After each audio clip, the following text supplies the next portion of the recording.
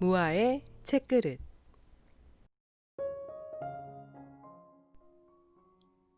이 책의 연구 내용을 일종의 신앙 요법이라며 비판하는 사람들도 있을 것이다. 이제 나는 사실 그런 비판에 개의치 않는다. 신앙이란 결국 어떤 생각을 다른 생각들보다 더 굳게 믿는다는 것이 아닌가? 또 신앙이란 곧 우리가 처한 객관적인 환경 조건에 상관없이 하나의 생각을 받아들이고 그 생각이 말하는 것에 철저하게 복종하는 것이 아니겠는가? 마치 기도의 응답을 이미 다 받은 듯이 말이다. 내게는 신앙이 플라시보 효과와 크게 다른 것 같지 않다.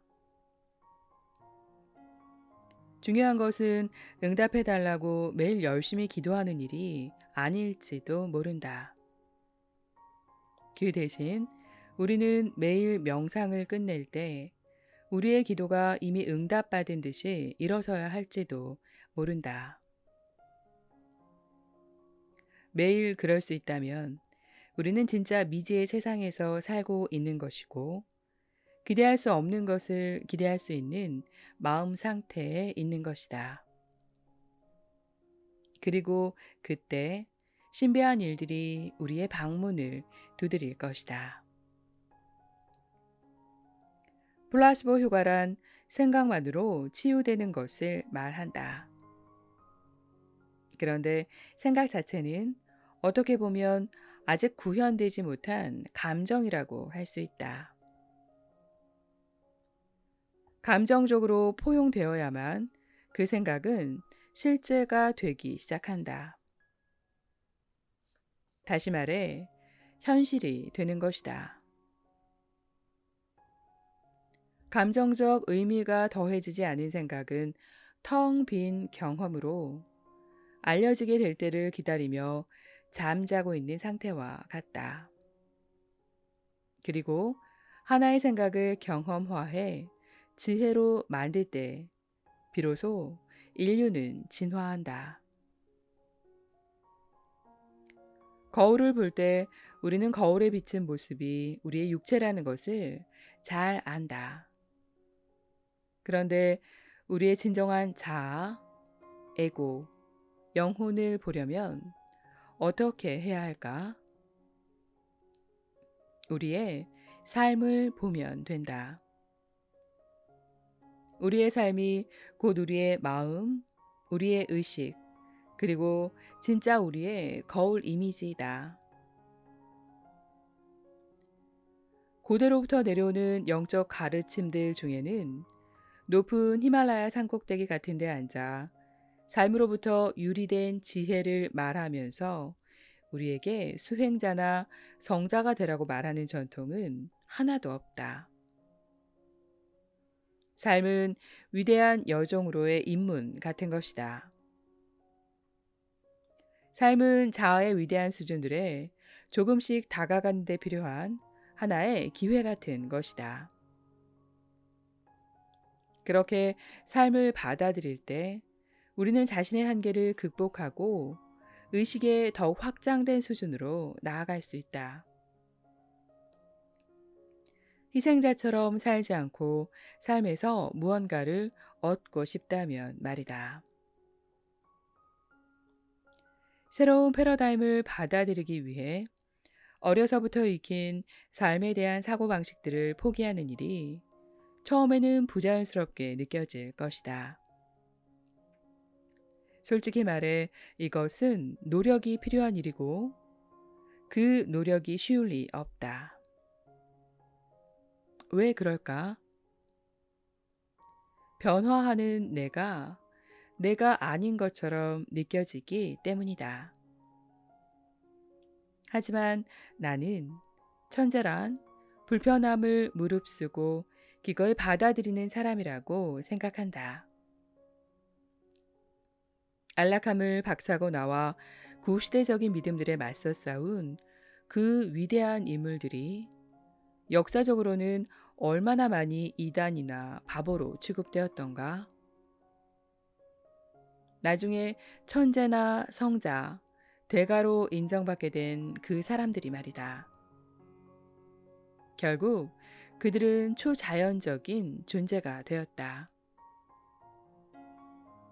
그렇다면 당신과 나는 어떻게 초자연적이 될 수 있을까? 우리는 먼저 부자연스러운 일부터 해야 한다. 다시 말해, 위기가 고조돼 우리가 부족하고 가난하다고 느낄 때 베풀고, 모두가 화를 내고 서로를 비난할 때 사랑을 주고, 모두가 두려움에 떨고 있을 때 용기와 평화를 보여주고, 모두가 적대적이고 공격적일 때 자애를 베풀고, 세상 사람 모두가 결과를 조작하며 맨 꼭대기에 오르려 끝없이 질주하고 경쟁하고 공격적으로 대할 때 다른 가능성에 자신을 맡기고, 역경에 처했을 때 의연한 미소를 짓고, 병에 걸렸다는 진단을 받을 때에도 자신의 온전함을 잃지 않는 것이다. 그런 상황들 속에서 그런 선택을 한다는 건 너무도 부자연스럽게 보이지만, 계속 그럴 수만 있다면 우리는 마침내 비범해질 것이고 초자연적이 될 것이다. 그리고 가장 중요하게는 당신이 초자연적이 됨으로 해서 다른 사람들도 초자연적으로 되도록 허락한다는 것이다. 다른 사람의 행동을 관찰할 때 우리의 거울신경 세포들은 자극을 받고 발화한다. 그리고 마치 그 다른 사람과 같은 행동을 하듯 그 사람의 신경세포의 활동을 그대로 반영한다. 예를 들어, 전문 댄서가 살사를 추는 모습을 보고 나면 당신은 전보다 살사를 더 잘 추게 될 것이다. 세레나 윌리엄스가 공을 치는 장면을 보면 당신도 테니스를 더 잘 칠 수 있게 될 것이다.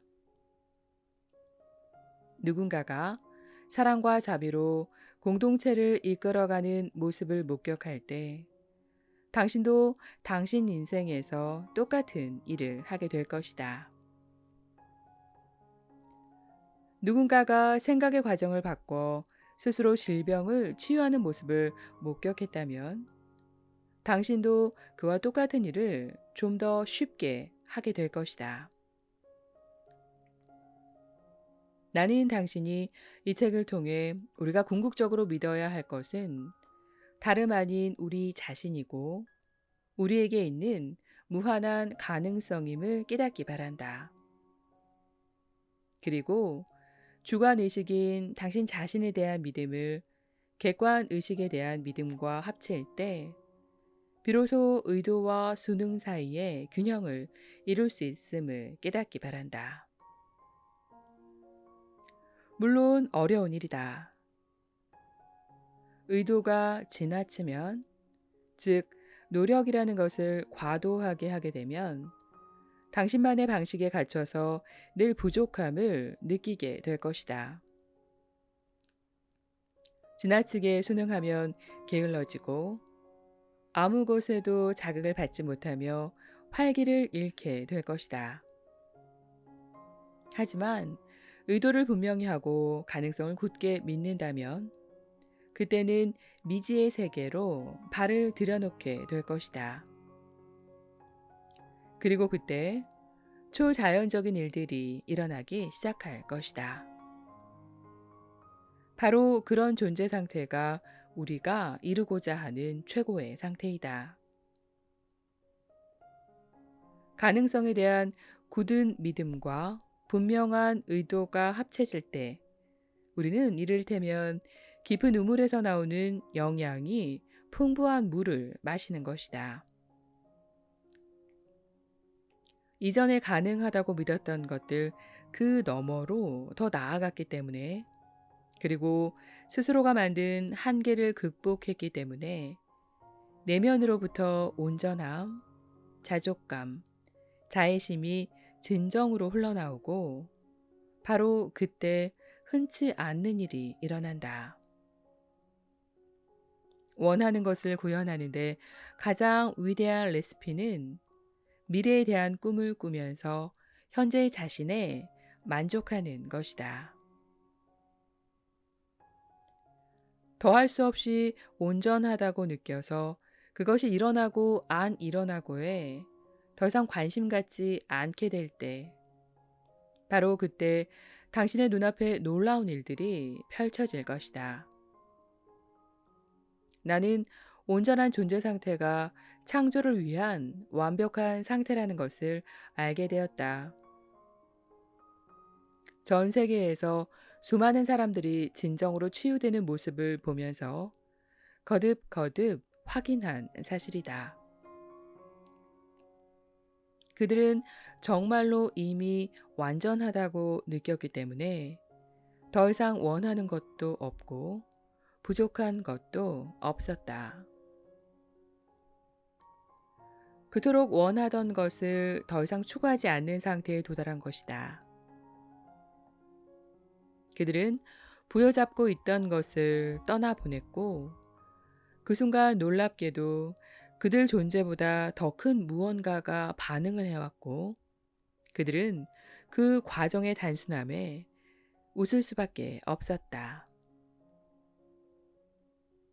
나는 이 책과 나의 연구가 끝이 아니라 시작이기 바란다.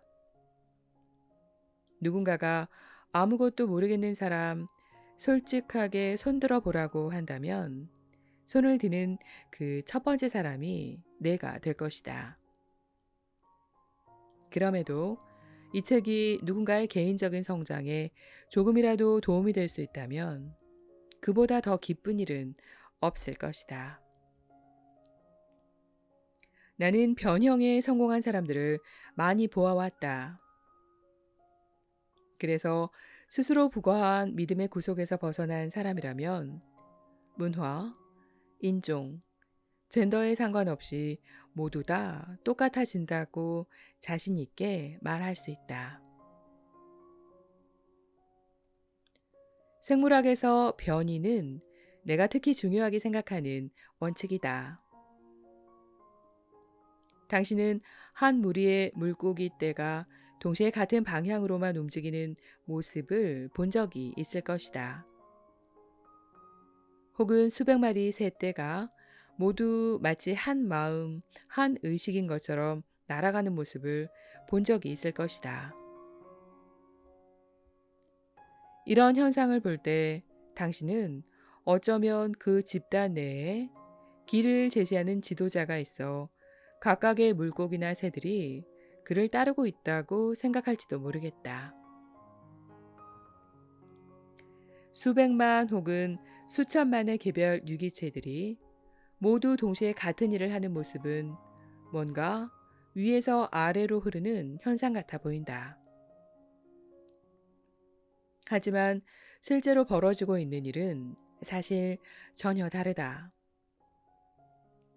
사실은 아래에서 위로 흐르는 현상이 그와 같은 단일성을 가능하게 만드는 것이다. 이 집단들에는 지도자가 없다. 아니, 모두가 지도자이다. 이들은 집단의식의 일부로서 모두 동시에 같은 일을 하고 있는 것이다.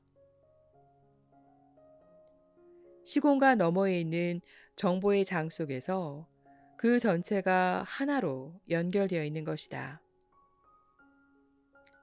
공동체가 한 마음을 보여주고 있는 것이다.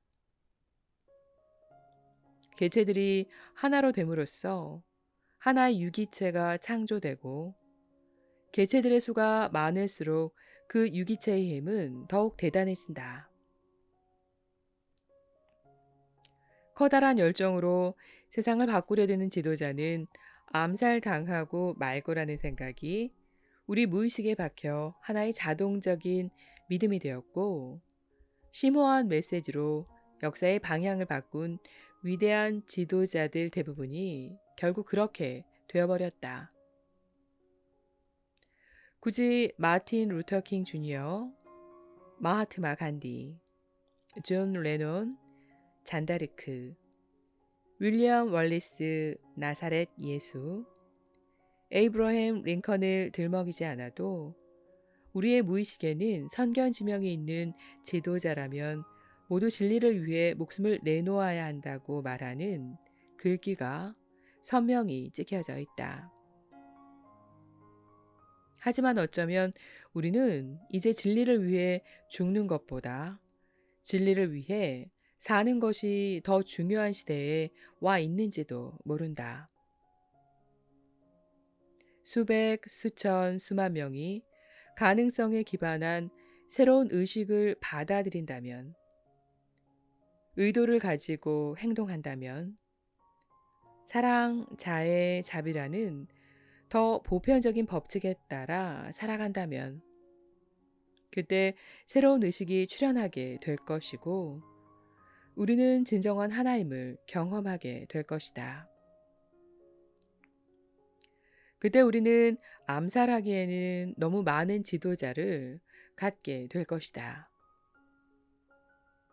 그러므로 당신이 매일 당신 최고의 모습을 보이며 스트레스 호르몬이 일으키는 이기적인 마음 상태를 극복해낸다면 우리는 모두 함께 우리 자신을 바꾸는 것으로 세상을 바꾸는 것이다.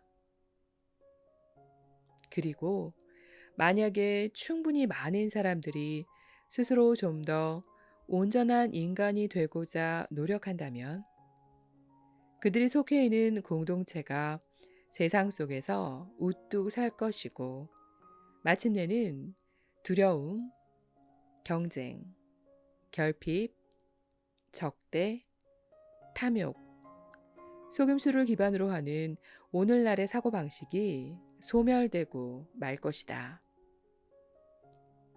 그때 새 것이 낡은 것을 몰아내게 될 것이다.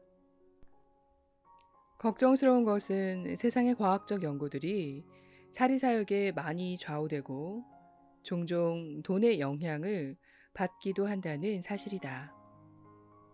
이 때문에 나는 실제로 세상이 어떻게 움직이는지와 관련해 과연 진실이 말해주고 있는가 하는 의문을 품곤 한다.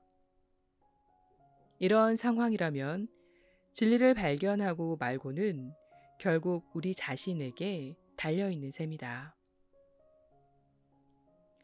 수십억 명의 사람들이 살고 있는 이 세상이 물고기 집단처럼 한 몸으로 움직인다면 어떨까? 모두가 무한한 가능성 속에서 희망찬 생각들을 품고 그 생각들이 사람들로 하여금 더욱 감동적인 선택, 더욱 이타적인 행동, 더욱더 큰 깨우침을 주는 경험을 하게 한다면 어떨까? 그렇다면 사람들은 더 이상 스스로를 물질이라고 별 가능성 없다고 느끼면서 현재의 우리에게 너무도 익숙한 생존 감정들에 얽매여 살지 않아도 될 것이다. 그 대신 훨씬 크고 이타적이고 진심 어린 감정들로 살아가고 스스로를 물질이 아닌 에너지라고 느끼며 더 위대한 것과 연결되어 살아갈 것이다. 그럴 수 있다면 그때는 완전히 다른 세상이 나타날 것이고 우리는 열린 가슴에 새로운 신조를 따라 살아가게 될 것이다. 눈을 감고 명상을 할 때 내가 보는 세상이 바로 그렇다.